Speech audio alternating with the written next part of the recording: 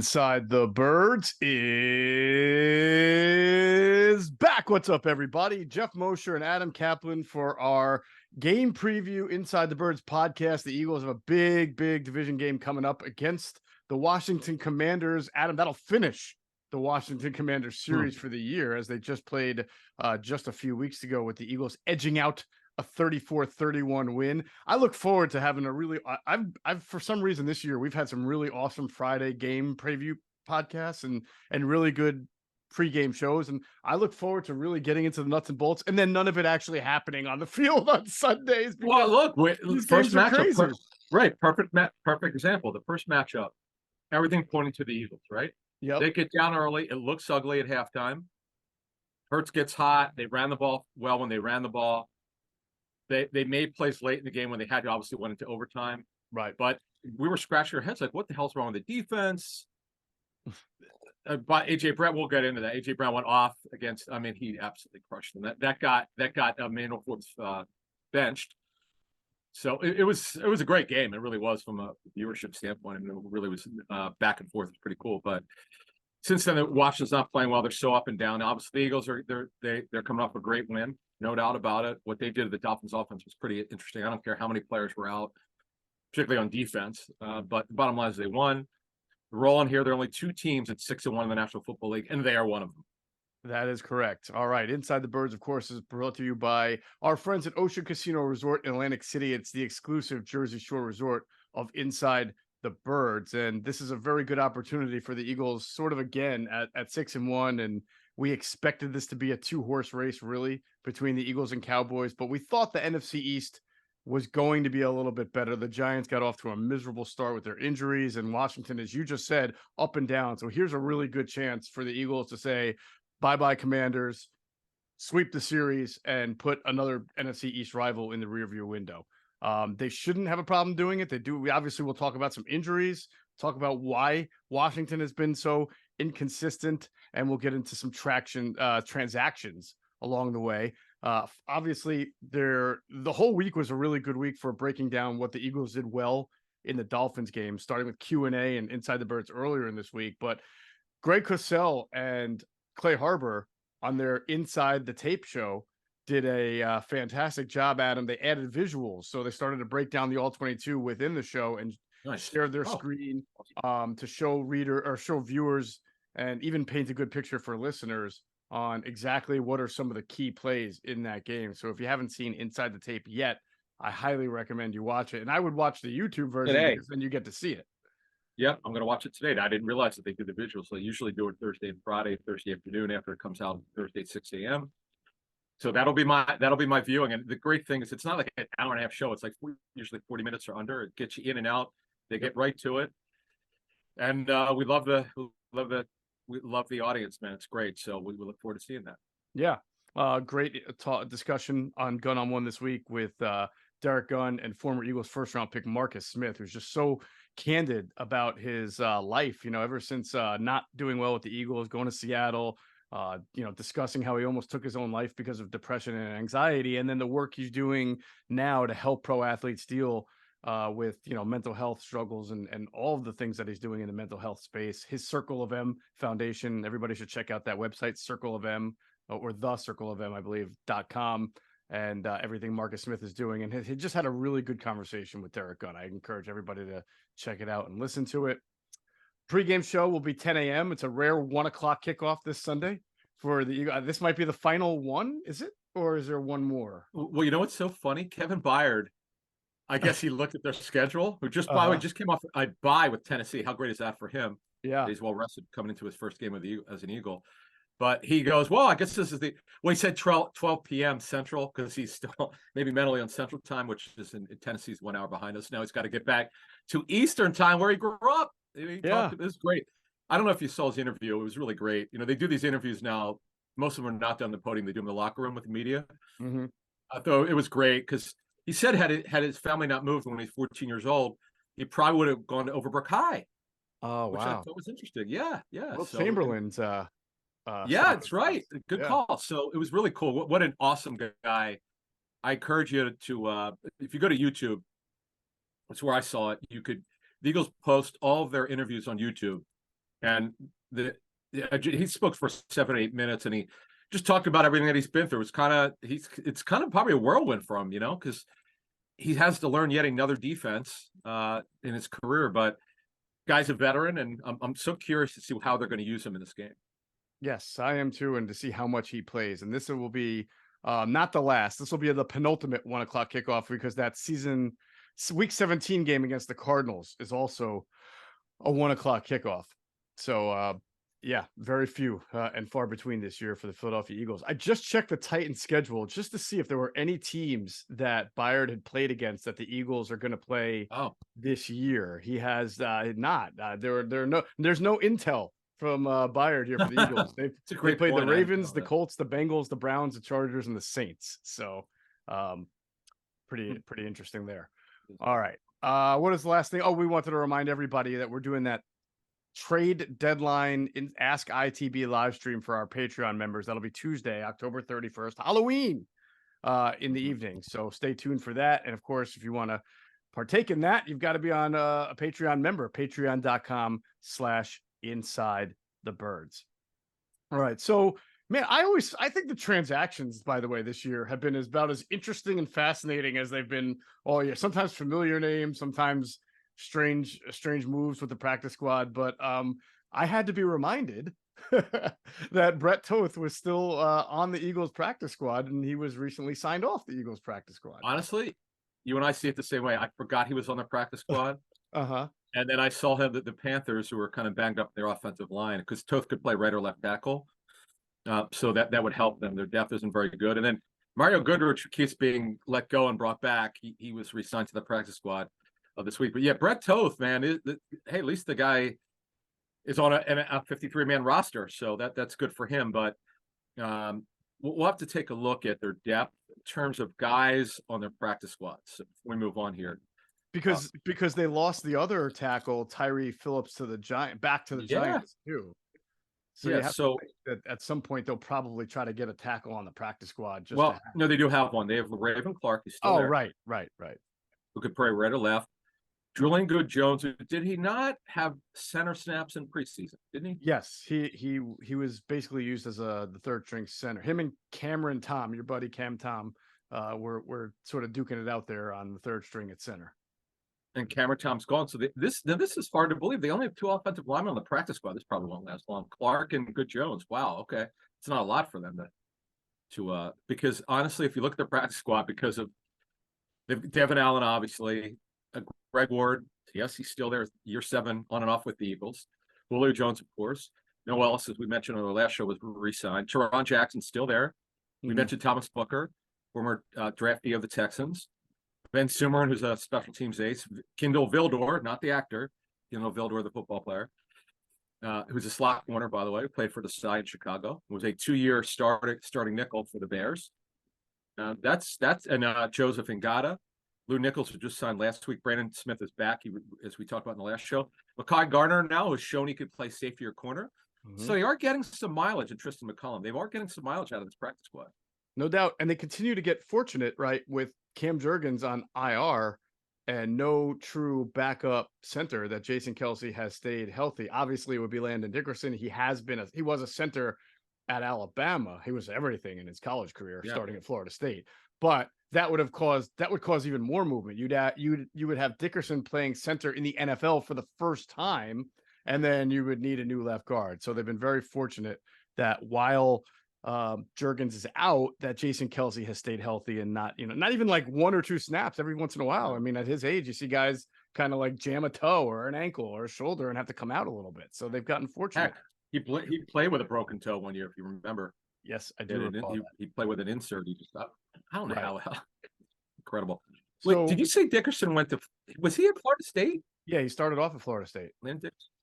Okay, why did I think he went to UMass? Did he go to UMass after that? No, you're thinking of Jack Driscoll. He started off at UMass. Oh, Jack Driscoll. Yeah, gotcha. Okay, I couldn't remember the two of them. Okay, Dickerson we don't talk about him enough.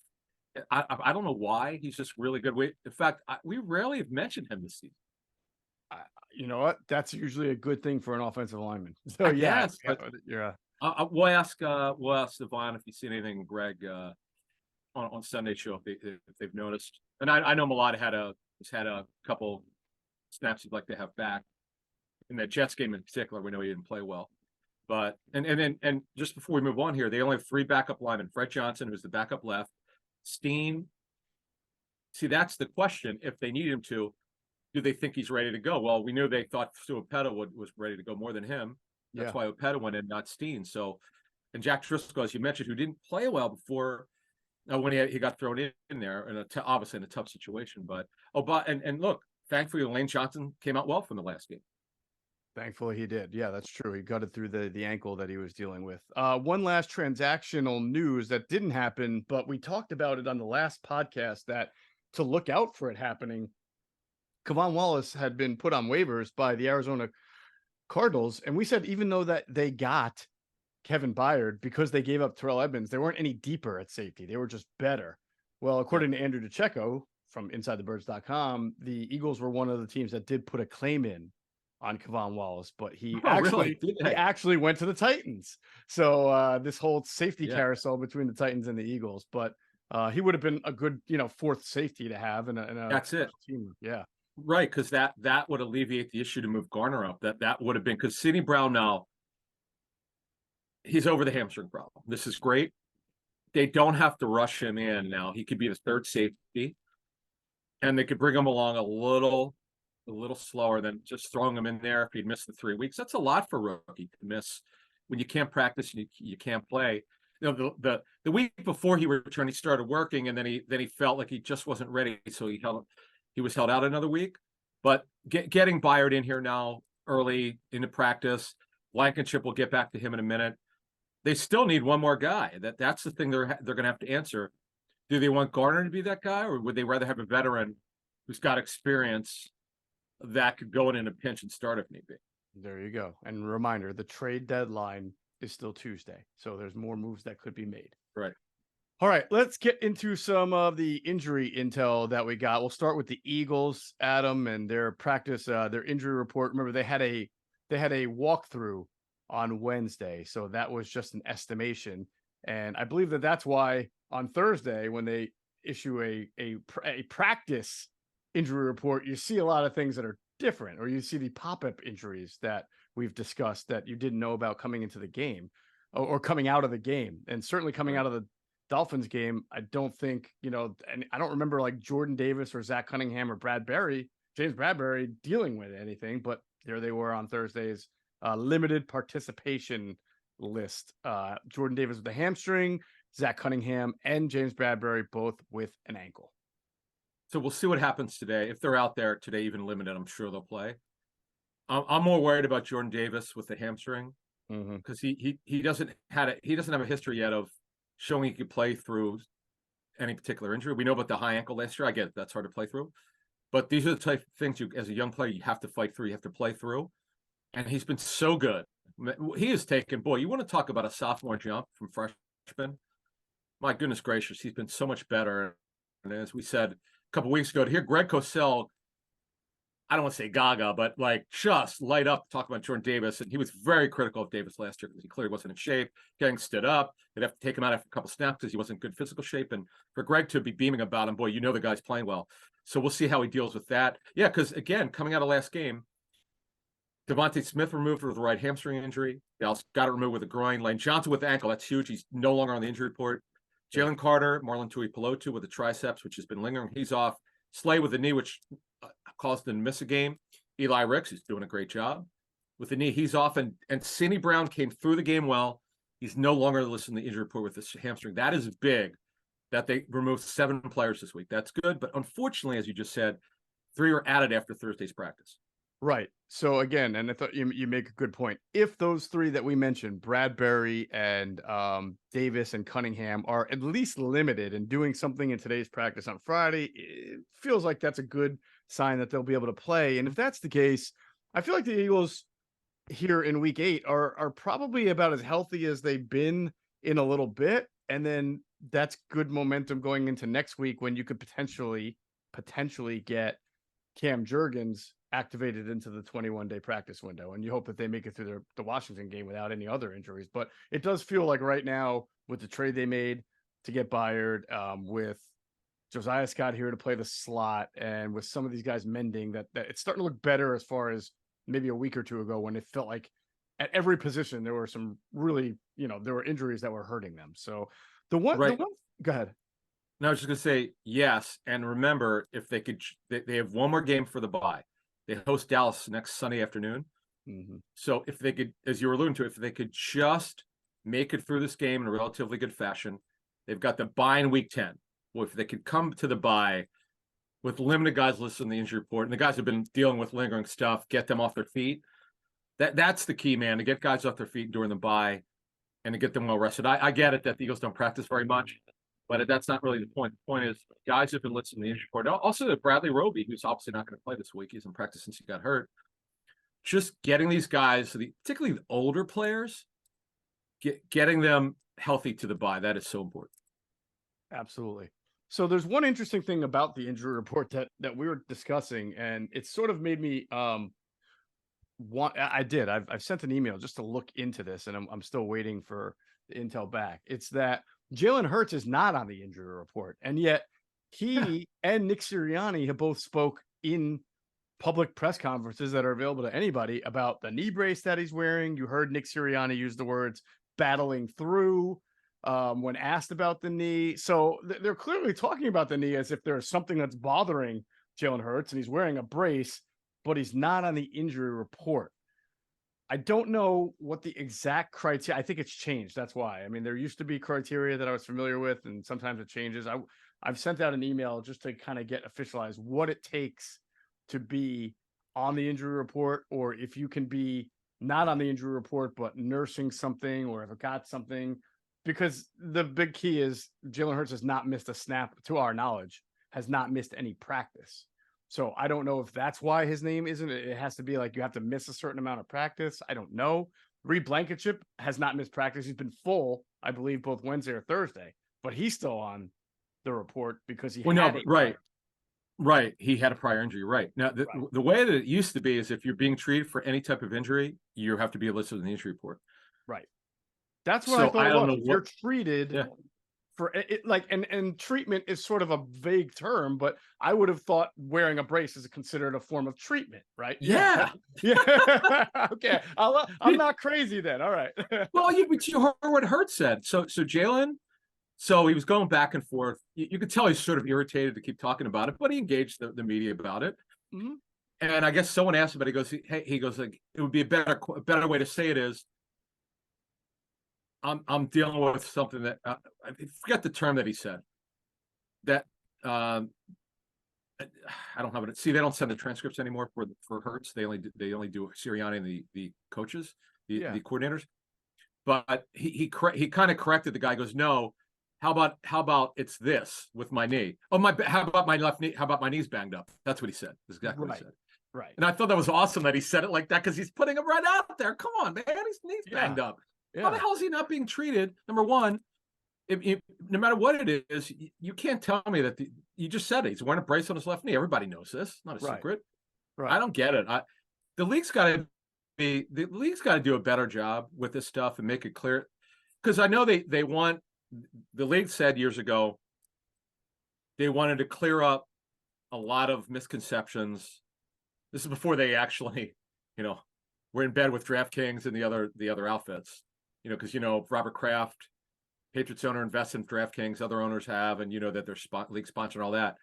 But they want everything to be on the up and up with gamblers, with gaming, and they want it all to be out there. So if you're going to do that, as you brought up, if the guy's wearing a knee brace and he said in his press conference that his knee's banged up, what else? What other evidence do you need? I don't know.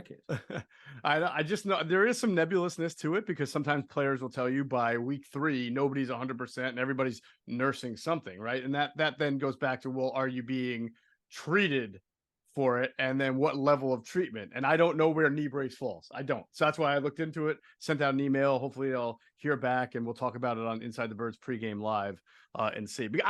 Let me be clear. I'm not accusing the Eagles of doing anything. They've been very open in the press conference about talking about it. So I'm just doing it for my own personal knowledge of what what is the criteria for being on it or off it? And I just found it interesting that they were talking about it, so they acknowledge it, but it was not on the injury report. So again, not accusing, just kind of just love clarity. Like you said, you want the NFL to be clear on what it takes to be on and off the injury report list. So if you get a response from the league, please read it on our pregame show. I'm so curious. I will. It's kind of annoying, to be honest with you. This should be they're over the years they're insistent on having clarity on this stuff. With Bijan Robinson, Yeah, who felt okay, then he had an illness. He didn't feel well, and he was never added to the injury report. Because Saturday,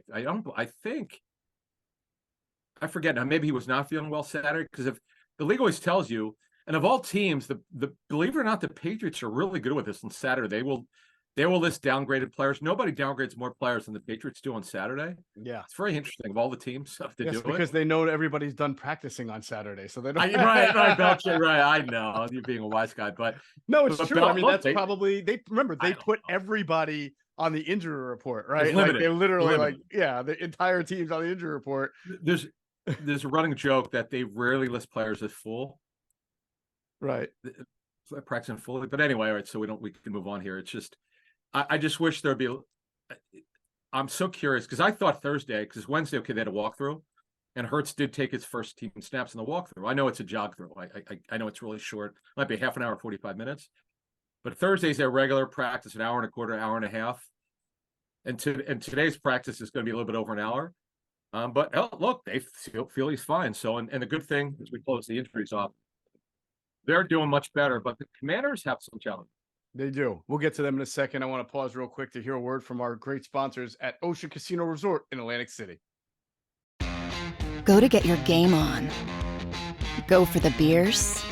Go for the cheers. Go for the hit and the hits. Go for the stakes and the stakes. Go to get your parlay on. Go to get your party on. Go for the scene. Go for the screens. Go for the gallery. Go for the win. Go to Ocean. Visit theoceanac.com to plan your visit. All right. The good thing for Washington is that they don't have any starters on injured reserve. They have a couple of players banged up that they're concerned about, but their list is really not that extensive.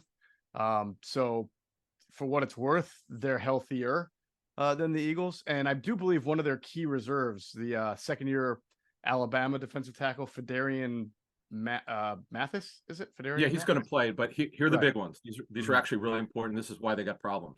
Sadiq Charles is their left guard. He's probably not going to play with a calf injury. He's a former tackle in college who got moved to guard. What they're planning to do is use not that Chris Ball, but the Chris Ball from Tulsa. This is second-year guard to start. That's their plan as of now. Plans could change, but that's their plan. So, and Ron Rivera did admit that they're not ruling out some offensive line changes, because Sam Howell. Sam Cosmi is their starting right guard. Right. Sam Howell has taken a league high 40 sacks in 7 games. Now, I could tell you from looking into this, he's got a real problem with stepping into sacks. Because he's smaller, he's trying to create space to throw. He's really 6 even, 6 foot even, and he can't always see, and he steps into sacks. So you can't blame their offensive line for everything. Right. Everybody loves to say how bad their offensive line is. Okay, it's a bottom 5 line, bottom 3 line, depending on who's doing the rankings. And it shows from week to week, but Howell's taking too many sacks. So yeah, they got to shake it up here. Now, having Sadiq Charles mostly likely out is not good. And we talked about the Super Bowl. Andrew Wiley was a guy they signed as a free agent to be the right tackle. He's seen as an average to below average right tackle. Sam Cosmi was a tackle in college for playing at guard. The Bears cut Charles Leno. I know he's revived his career. Nice story. Nick Gates is a former starter for the Giants, but an average to below average center. So this is why we said in week 4 we thought the Eagles would dominate up front. And of all things, Howell played out of his mind in that game. I can't imagine that's going to happen 2 times. We will see. It would certainly go into that, template of the game just doesn't follow the script, because that game did not follow the script either. No, not at all. But and you mentioned Samuel DeFoot. We'll see if he can go or not. He's tough because he's a motion type player, and there are times where motion gives the Eagles issues. So you can certainly see Curtis Samuel giving the Eagles some issues. I think he should play. Yeah, he should play. Yeah, All right. yeah. He should play. The big ones are, I should mention Cody Barton, who's their starting middle linebacker. He's got an ankle injury. He didn't do anything through Thursday. Jonathan Allen, who was super upset. I won't use the language which he did. He's sick and tired of losing, and he used some expletives. He's got a knee injury, but he worked. He took all of his work. Montez Sweat, who's been subject to trade rumors, he'll play with a finger injury. And now this is big. This happened Thursday. Now they benched Forbes. Ben St. Juste is starting over him. He's got a thigh injury. He was added after Thursday's practice is limited. We'll see what happens today. If for some reason he can't play, they're in major trouble because Forbes, it cannot be. He's just not ready. He's too thin. Teams are going right after him, and AJ Brown abused him. Yeah. Oh my goodness gracious! If he can't play, good luck. Well, it's tough to be a rookie corner in this league, man. I know, there's a reason why like the Sauce Gardners are so few and far between. Guys typically tend to struggle at that position as rookies. So, all hope isn't lost for him, but yeah, that was not a great stretch because even I forget who they played the next week after the Eagles, but Forbes was getting torched that week too. And, I liked him coming out of Ole Miss, I think it was. So I think he'll get it together. He just, he's a rookie. Let's talk about the Eagles offense against this Washington defense. And, it's funny that what you said about Howell. I was going to make this observation about Hurts this year. Something I'm noticing on film is that what you want your quarterback to do is climb a pocket, right? If it's getting a little muddy, step up and not bail. Hurts has done a way better job of that last year and this year than he did 2 years ago. But I do feel like a couple of his turnovers this year have been, including the one, was it just against the Dolphins where he fumbled? Or am I thinking the Jets game? Either way. He did. He had a pick and a fumble against the Dolphins. Yeah. I think in back-to-back weeks, I think he's fumbled by actually stepping up in the pocket to climb, but sort of letting that pass rush descend upon him and not getting rid of the ball as he. It's great to climb to buy yourself the 2 seconds, but then you got to throw it. You can't just sit there and continue to climb. Howell does it really badly. I mean, you can see it. I mean, he's trying to make second reaction plays, and it's great that, again, he's trying to stay in the pocket. But like you said, he's shorter. Jalen Hurts isn't the tallest guy either, and he becomes victim of doing that. And and I just wanted to make that observation. I think Jalen has done that a couple of times this year too, where he's holding onto the ball as he's climbing, and then the pass rush has descended upon him. And I really want to get into this conversation more with Greg and Jason. I am surprised how pass protection has been a little spotty for the Eagles at times this year. Generally, they're dominating the trenches and they're running the ball well, but Hurts is taking hits. It's not always his fault. Mylott is struggling. Chubb worked him a little bit last week, and we talked about the 2 weeks ago with Jermaine Johnson and even against Washington. I remember Chase Young got him pretty good. And in general, I just don't think you're seeing that, that half circle, that semicircle of protection as much as we've seen it in the past. I don't know if it's the injuries on the right side or what, but it's just something that stood out to me. Occasionally, Hurts will hold on to it because he's trying to make that play, and he takes unnecessary contact, and that'll happen inside the pocket if you do that.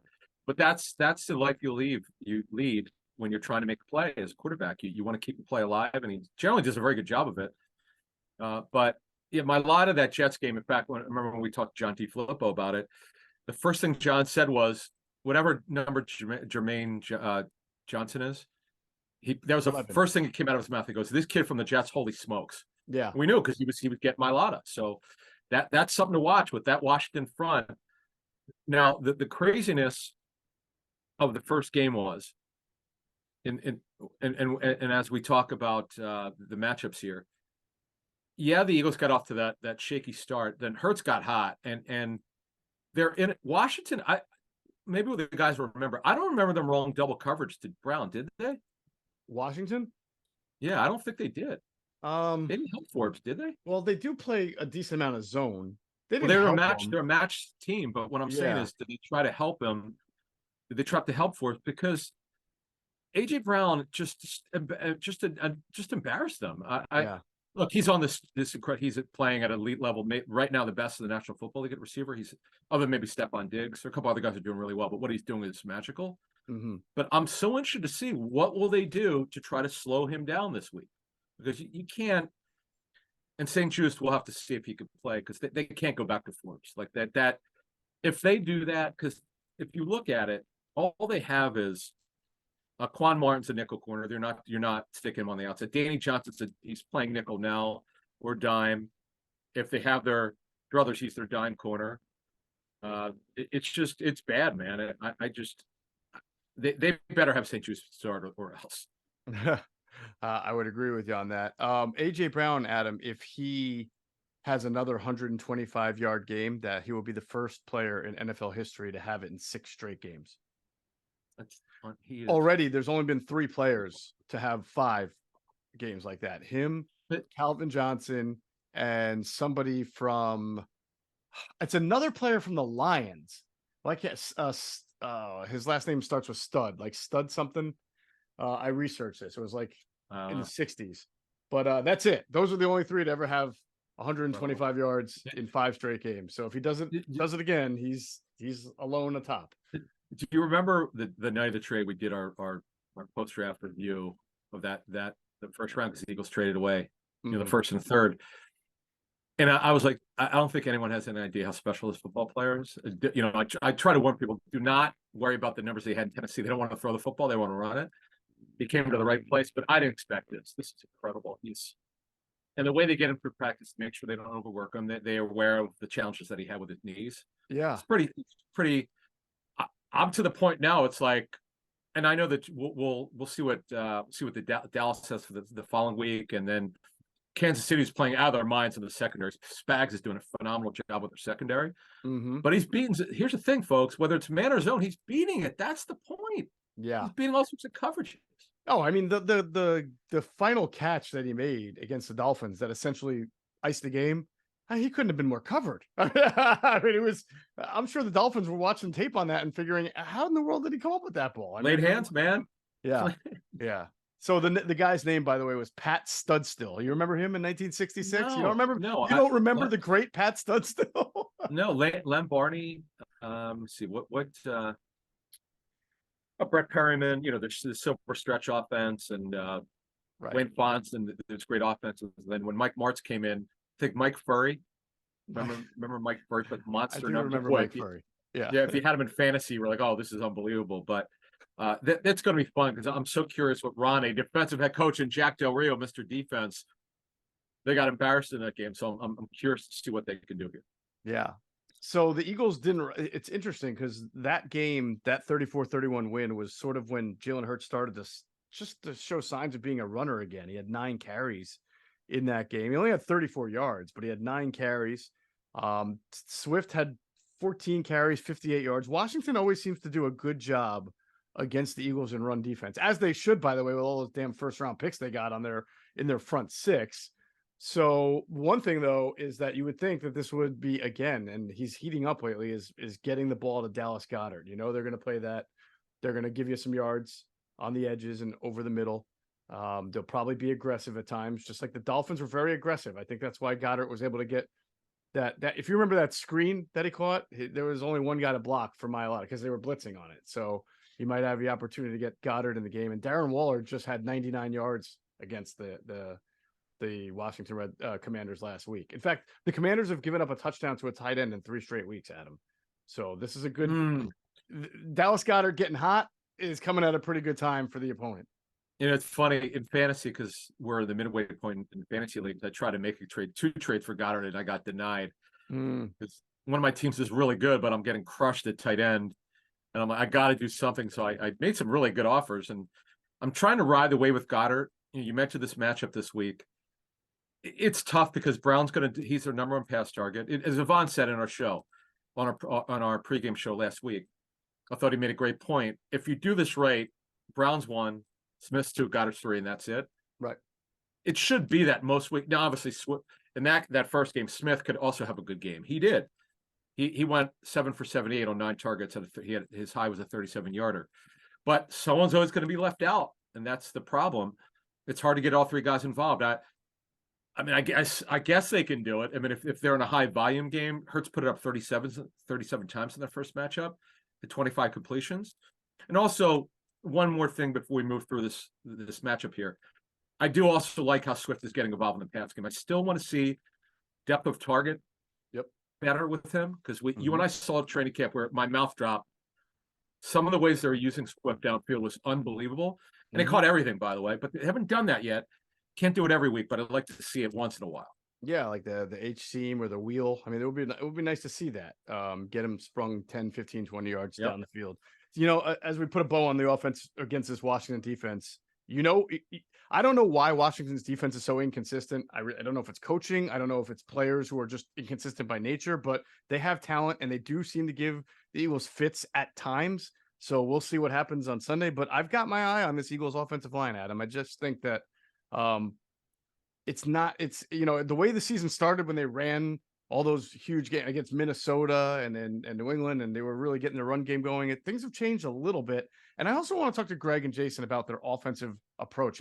I don't know if it feels this way to you, but I feel like they are not as RPO centric as they were last year. I don't think we're seeing the RPO as heavily involved in their offense as we used to. And I wonder if that's changed, if that's led to a difference in performance in anybody. By the way, so there's a thought around the league. I was talking to an analytics guy that the defense has caught up to RPOs. It's not just the Eagles.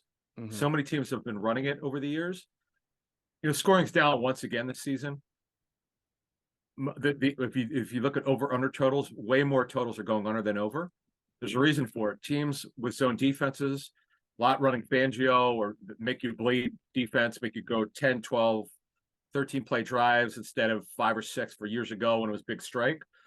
Teams are sick and tired of them getting beaten over the top. So you're seeing it. No, the Eagles are not getting the explosives as they were off the run game like we've seen. But Swift still is having a great season, by the way. I mean, his yardage, that 6 yards per carry is never going to last. He's still doing very well. And we forget some of those are short yardage because, if a guy runs 18 times, he might have 7 or 8 runs over 8 yards, but he's going to have 1 or 2 or 3 that are short because I'm sure you're 3rd and 1, 3rd and 2, 3rd and 3. Of course, in this case, if it's third a yard and a half or 1, we know it's coming. The tush push, so many people complain about. So right. I would say it's less and less now. People are starting to actually, you know what? Pretty cool play. Yeah. All right. Let's get into the defense versus the Eagles defense against the Commander offense. Before we do that, we got to tell you about our friends Hello Fresh. Man, I've been enjoying, Adam, the meals. I just had the pecan crusted trout the other night. It was fantastic. And look, you and I, we're busy people. We're always on the move, right? We're always going from here to there. And it's hard to get a great home cooked meal in all the time. I'm always coaching my kids and running back and forth. My wife travels sometimes. So this is why we love HelloFresh, because they deliver farm fresh food with pre-proportioned ingredients and seasonal recipes right to our doorstep. No more wasting time at the grocery store. America's #1 meal kit helps make home cooking easy, efficient, and affordable. Don't waste time researching new recipes. We don't have to plan our meals because with HelloFresh, the shopping's already done and the perfect amount of ingredients arrive with the step-by-step recipe cards. You can't get more efficient than that. Plus, HelloFresh saves you time and money. It is 25% less expensive than takeout, so you get a good home-cooked meal without digging deep into your wallet. Don't forget about taste and selection. HelloFresh makes food for meat lovers, seafood lovers, vegetarians, and those who just like a whole variety of different meals. So, like I told you, I had the spicy Creole stew and the pecan crusted trout. So I've been into the seafood lately. I've been enjoying it. What was the meal that you said you had recently? The vegan mushroom sandwich. It was great because they give you everything. So as you were saying, you don't have to go to the supermarket because you have it all. So white-capped mushrooms, oregano, they had all sorts of condiments. It was great. So I just threw it. It took me like a minute and a half to prepare, and then I took it with me. I was headed to play tennis the other day, so it was great. So yeah, I love it. I love having HelloFresh here as a sponsor, and vegans or vegetarians like myself could get what we want. It's great. Absolutely. And then it's very for food that gets delivered to your doorstep. It is about as tasty as you can get. So go to HelloFresh.com/50Eagles. Use that promo code 50Eagles for 50% off. Plus you'll get free shipping. That's HelloFresh.com/50Eagles. And then you use the promo code 50Eagles. That's all one word for 50% off plus free shipping. I mean, free shipping part of it is amazing. So act now to get America's #1 meal kit. All right. The Eagles defense against the Washington offense. Now you said this before. It's almost sadistic at this point, watching Sam Howell play quarterback and just get his ass kicked in snap after snap. I mean, I remember the whole David Carr thing with the Texans, and that wasn't fun. And it's getting to be like that for Sam Howell. I mean, almost 6 sacks. Was it almost 7 sacks a game or six sacks a game? He's almost at. That's too much. Just under 5'8". And by the way, do you remember this game? This is the Nick Morrow game. Yeah. Oh my God, the delayed blitzes. Yeah. Yeah. And Nakobe took the job back, but there's Howell played out of his mind. I mean, he was simply incredible. And by the way, it wasn't like they didn't get pressure on him. He either stood there and took it. He looked at that gun barrel and it was coming right at him and he threw it, or he sidestepped it. I mean, he was incredible. I don't see how the hell he could do that again. Now, if you remember that first game, it was really unique. Eric Bieniemy said, "Oh, wait, we can't run inside. We're not going to try." Misdirection, angles you mentioned earlier with Curtis Samuel. He had the 1-yard touchdown run. They'll try all. In fact, I remember we talked about in the pregame leading up to that we expected to see some gadgets or misdirection because the way that the Eagles are playing run defense, which is almost historic, certainly one of the best in their history of their team.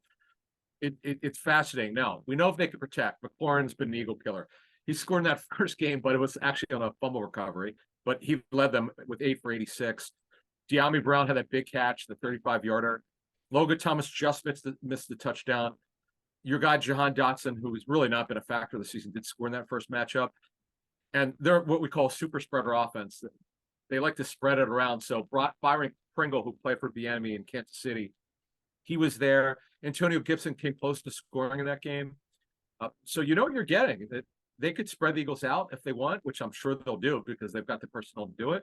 Bieniemy's, I really like the way he uses personnel. They're going to have their hands full here if the Commanders can protect.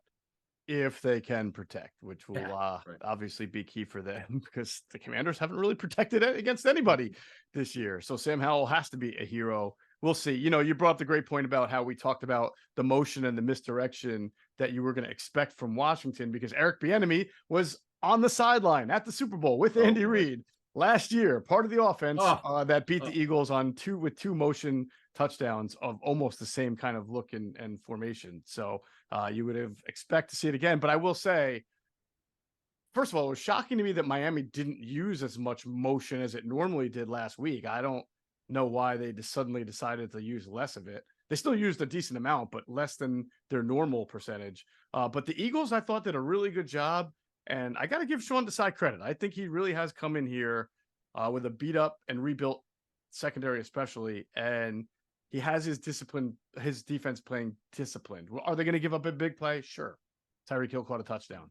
He probably dropped another would-be touchdown. But in general, I like the way he deploys his defensive line because you got many guys who line up in different spots. So it's hard to predict. You can't just, when you're planning to face the Eagles each week, you can't be like, oh, well, Hassan Reddick's going to line up over right tackle all the time, so we'll just double him, right? No, he moves around. Brandon Graham, they've been putting him in different spots. Nolan Smith, all of a sudden, you're starting to see as an edge rusher. You saw some tilted fronts recently. So slanting, stunting. I really like what Sean Desai is doing as far as every week.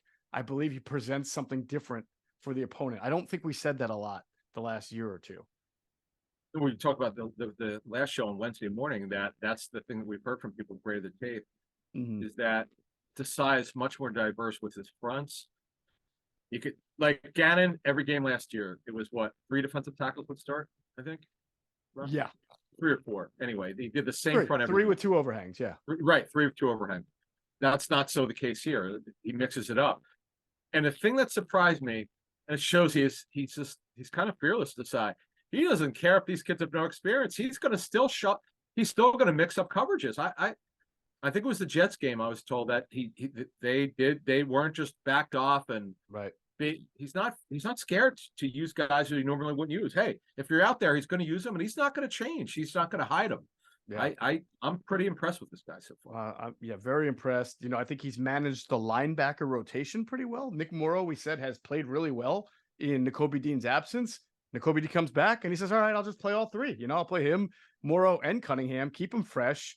And I think that's probably a difficult thing to do with the green dot on the helmet and that position is specifically, but they've handled it really well.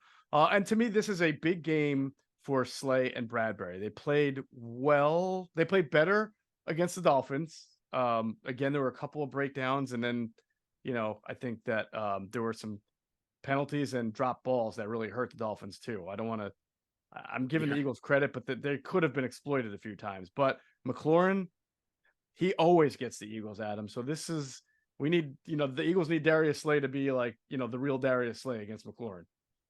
We'll see how much man coverage they play in this game. So that'll be interesting. And again, to finish this off, is how much Byard's going to play, because they only have 3 safeties as of now. Right. We'll see. They have till tomorrow at 4 p.m. Eastern to move someone off to bring Garner up there just to have a 4th safety. But honestly, the Eagles are a team that they have been willing to go light at a position. They have played 3 safeties before, so we'll have to see what they do here. But I cannot wait to see how they line up Byard, how they use him in Blankenship for the first ever MTSU safety cam in the National Football League. How about that? You remember, how they release the ratings for the World Series? They do this for all the big, like they'll release the ratings after the World Series, and they'll show you market by market by market. And a lot of times if the Yankees or the Cubs or a big Northeast team or is in the World Series, you'll see like all those markets are the biggest ones, but then you'll see like Fort Myers, Florida, or Clearwater, right? You'll know, right? I feel like if they release the ratings for this game, this Washington Eagles game, if it were national, there would be like a small pocket of like Nashville that would probably like rank in the top 5 for watching. I don't know where Middle Tennessee State is. Maybe it's closer to Knoxville or Nashville or wherever, Memphis, who knows, but some pocket of Tennessee that's going to be really fixated on this game because of those 2 guys.